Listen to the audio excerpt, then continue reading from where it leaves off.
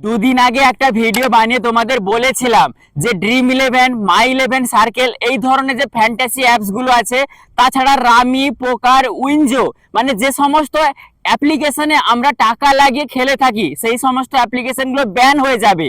তো তোমরা সেখানে ভিডিওটা দেখলে না, আজকে তার ফলাফল দেখছো, আজকে পুরো ব্যান হয়ে গেছে। ড্রিম ইলেভেন যদি তোমার অ্যাপটা মোবাইলে আছে, যদি ওপেন করো তোমরা দেখতে পাবে এখানে বলে দিয়েছে যে নতুন বিলটা এখন ভারত সরকার নিয়ে এসেছে, the promotion and regulation of online gaming বিল। এই বিলের মাধ্যমে এখন সমস্ত মানি গেমস অ্যাপ্লিকেশন গুলো ব্যান হয়ে গেছে ইন্ডিয়াতে। মানে লোকসভায় প্রথমে পাস হয়েছিল, তারপরে রাজ্যসভা এসেছিল, এখন এই বিলটা রাষ্ট্রপতির কাছে যাবে। রাষ্ট্রপতি যদি সাইন করে দেয় তাহলে বন্ধুরা এর উপরে একটা আইন হয়ে যাবে।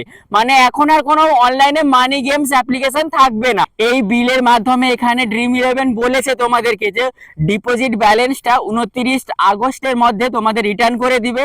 তার সাথে সাথে এখানে উইনিং ব্যালেন্স অবশ্যই গিয়ে ব্যাংকে উইথড্রল করতে পারবে। তাছাড়া এই বিলে বলা হয়েছে যারা ড্রিম ইলেভেন এখন অফার করছে বা সার্ভিস দিচ্ছে বা সঞ্চালন করছে তাদের উপরে 3 বছরের জেল এবং 1 কোটি টাকা জরিমানা হতে পারে। আর যারা প্রচার করছে তাদের 2 বছরের জেল এবং 50 লাখ টাকা জরিমানাও হতে পারে। প্রচার কারা করছে? বড় বড় সেলিব্রিটিরা, বড় বড় ক্রিকেটাররা, বড় বড় ইনফ্লুয়েন্সাররা, তারাই তো প্রচার করছিল। তোমাদের এই আইনের উপরে কি রায় আছে তোমরা অবশ্যই কমেন্ট করে জানাবে।